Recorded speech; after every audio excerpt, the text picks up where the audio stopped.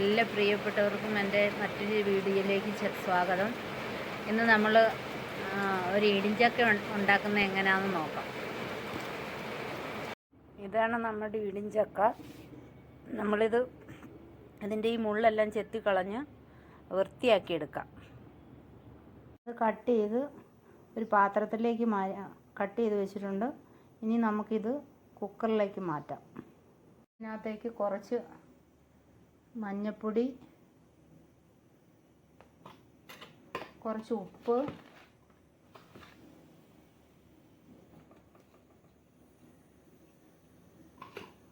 കുറച്ച് വെള്ളം,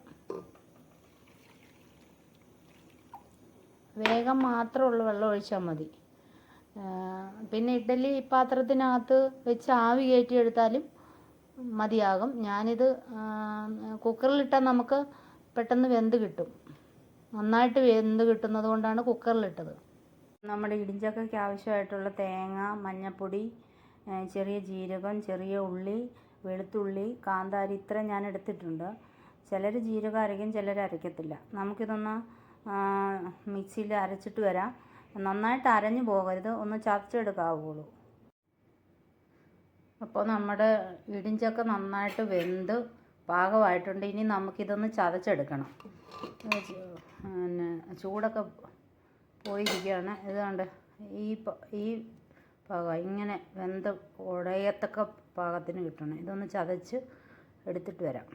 രണ്ടവർക്ക് കല്ല് ചതയ്ക്കാം. അതെല്ലാം മിക്സിയിൽ അടിക്കുക. അരഞ്ഞു പോകരുത്, ചതയ മാത്രമേ ആകാവുള്ളൂ. ഇപ്പം നമ്മൾ ചട്ടി വെച്ചു.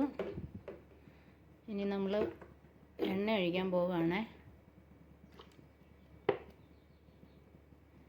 പിന്നെ ഇച്ചിരി വലിയ ചട്ടിയാണ് എടുത്തേക്കുന്നത്, കാരണം ഇളക്കാനൊക്കെ സൗകര്യത്തിന്. എണ്ണ ചൂടാകുമ്പോൾ നമുക്ക് കടുകിടാം. അതുകൊണ്ട് ഞാൻ ചതച്ച് ഈ പാകത്തിനാണ് ഇടിഞ്ചക്ക ചതയ്ക്കേണ്ടത്.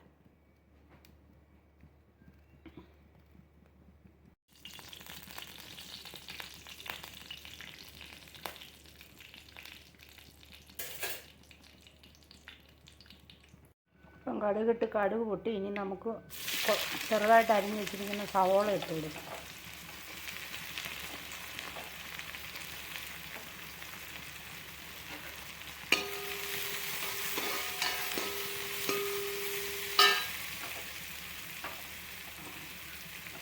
അതിൻ്റെ കൂട്ടത്തിൽ തന്നെ നമുക്ക് കുറച്ച് കരിവേപ്പില ഇടാം.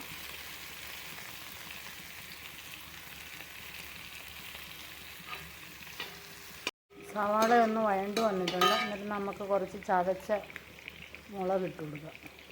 സാധാരണ നമ്മൾ ഇടിഞ്ചക്ക വേവിക്കാൻ കുക്കറിൽ വെച്ചപ്പോൾ മുളക് പൊടി ശകലം ഇടണം, പക്ഷെ ഞാനിട്ടില്ല. കാന്താരി ആയതുകൊണ്ട് പിന്നെ എപ്പോഴും മുളക് പൊടി ഇട്ടില്ല. ഇട്ട് കൊടുക്കാം. ഇനി നമുക്ക് അരപ്പിടാം.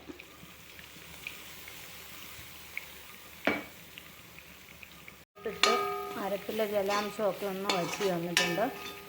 ഇനി നമുക്ക് ചതച്ച് വെച്ചിരിക്കുന്ന ഇടിഞ്ചക്ക ഇട്ട് കൊടുക്കാം.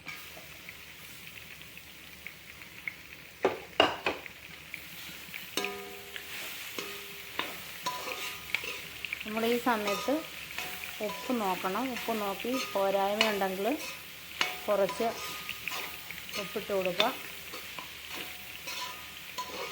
പിന്നെ ഇവിടെ കറണ്ട് പോയി, വെട്ടക്കുറവുണ്ട്.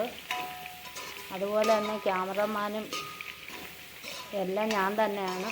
അതിൻ്റേതായ പോരായ്മകളുണ്ടെങ്കിൽ നിങ്ങൾ സതതം ക്ഷമിക്കണം.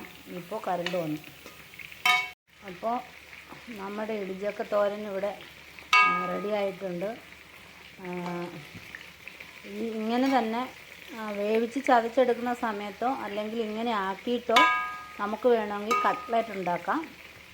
അതുപോലെ തന്നെ ഇടിഞ്ചക്ക വൈകിട്ട് സ്നാക്സ് ഉണ്ടാക്കാം. വേവിച്ചെടുത്തതിന് ശേഷം സ്നാക്സ് ഉണ്ടാക്കാം. അങ്ങനെ പല കാര്യങ്ങളും ചെയ്യാം. നല്ല രുചിയുള്ളൊരു ഇടിഞ്ചക്കയാണ്. ഇപ്പോൾ ചക്കയുടെ സീസൺ ആയി വരുന്നതേ ഉള്ളൂ. ചക്ക പിടിച്ചു വരുന്നതേ ഉള്ളൂ.